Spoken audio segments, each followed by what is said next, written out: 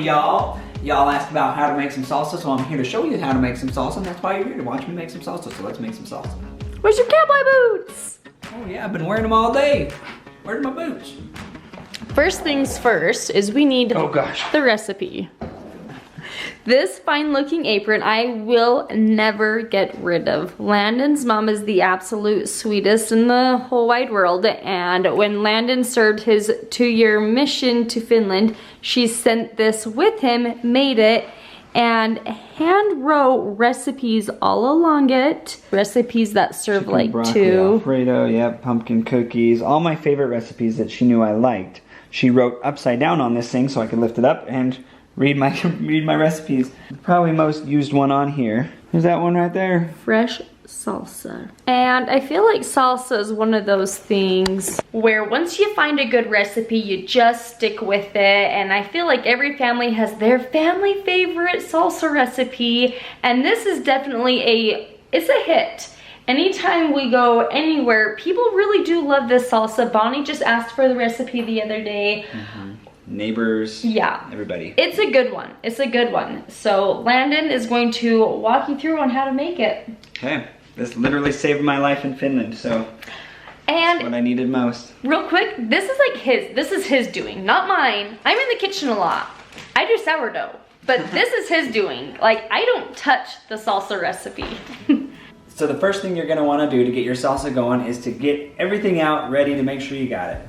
So the things you'll need are a bunch of cilantro, 2 jalapenos, 2 Anaheim peppers. Every time you go to the store and you buy these, they never know what they are, so you'll have to tell them these are Anaheims. I use a white onion in mine. You can use yellow or whatever kind of onion you want. I just find that white's a little sweeter and gives it the right taste. If it's in season, you can use regular whole tomatoes. Otherwise, especially in the wintertime, we typically end up going to canned tomatoes as an option because it's just quick, easy, so we just buy some diced tomatoes. And then I always use another can of tomatoes with green chilies in it. If you want it spicy, you can get habanero or hot green chilies, but we usually just go with the mild green chilies. As far as seasonings go, the only things I use are garlic salt and cumin. So my first step is to open up all the tomatoes, whether you're using canned or fresh. Tomatoes are really juicy, so I like to get them strained and get them dripping so that as they drain, I can chop everything else up.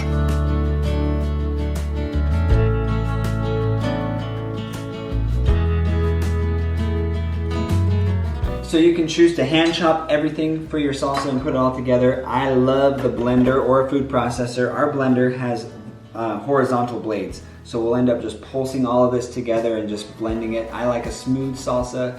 Everybody loves different things, so if you like chunky, you can chop it by hand or blend it less.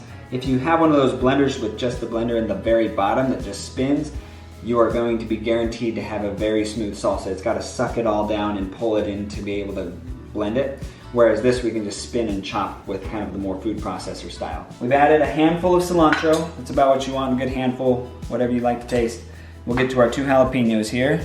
So the core and the seeds of jalapenos is what gives it its spice. So the more spice you want, the more you can leave in there. My family, especially because I got a bunch of little kids, and so I end up cutting as much of that out as I can. I will tell you, if you're going to touch the jalapeno seeds with your hands, don't rub your eyeballs afterward. And Been there, done that. yeah, been there, done that. Speaking from experience. It will make you cry, but that's all I do to get it. That's a ready to go jalapeno chunk. And then I just plop it in there, let the blender do the work. Scrape all seeds. Mama's happy because no one's crying with the heat in their mouth. When Landon's mom makes the salsa, she makes 2 batches almost every time. 1 batch, she will leave them all in, and that is Landon and Teresa's batch. And then she will make another one. Mild batch for everybody else. And take all of the seeds out. Yep. Typically, it's got a little bit of heat still. I mean, the jalapenos, you can't take off all the heat, and the Anaheims are going to be the same story. We're going to pull pretty much all of the seeds out of the Anaheims because I don't love eating seeds. I want to eat salsa. All right, same story with our Anaheims. Cut them out. Get those seeds and core gone, and pop them in.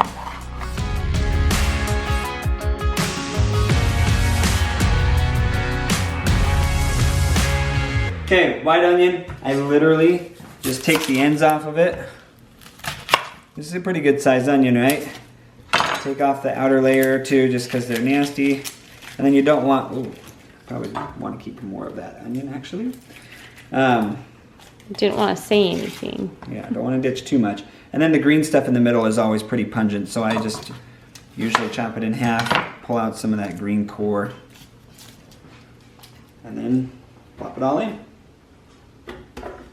So now you pretty much got all your veggies in there, and I like to pulse that and get it going. So tomatoes are kind of weird. If you pulse them and blend them too much, they get frothy, they get foamy. So I just do this first and kind of get them mostly chopped, and then I'll add my tomatoes in and mix it all together.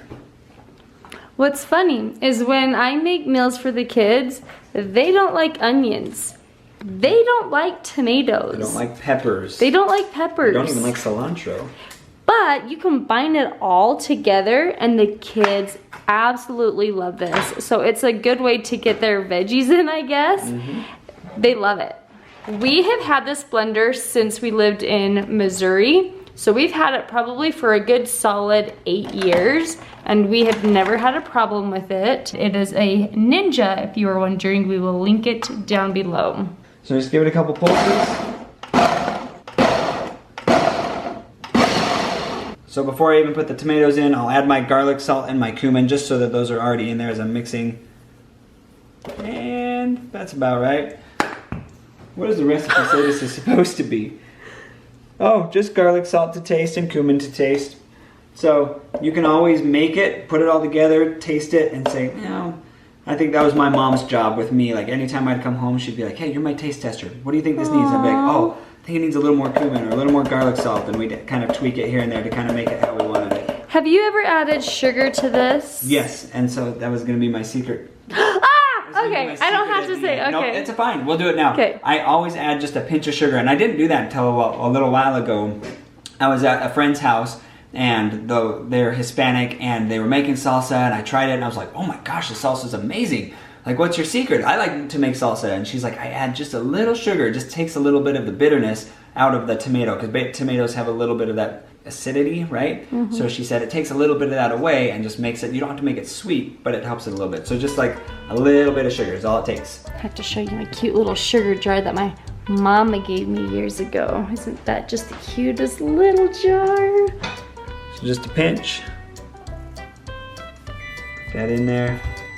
That's all it takes to get the edge off, just a little bit. So just shake off any last bit of juice you don't want from those tomatoes. Oh. Like I said, put them in the blender. Okay, so now we have to patiently blend it all together. I say patiently because you don't want to just let it run, because like I said, it'll get frothy and then nobody likes that. So small pulses, and then sometimes take it off, shake it off. I kind of take it off and shake it in.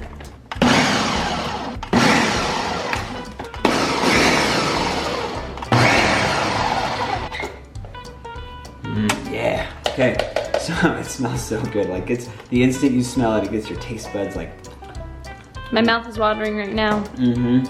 Grab your favorite chips and enjoy it.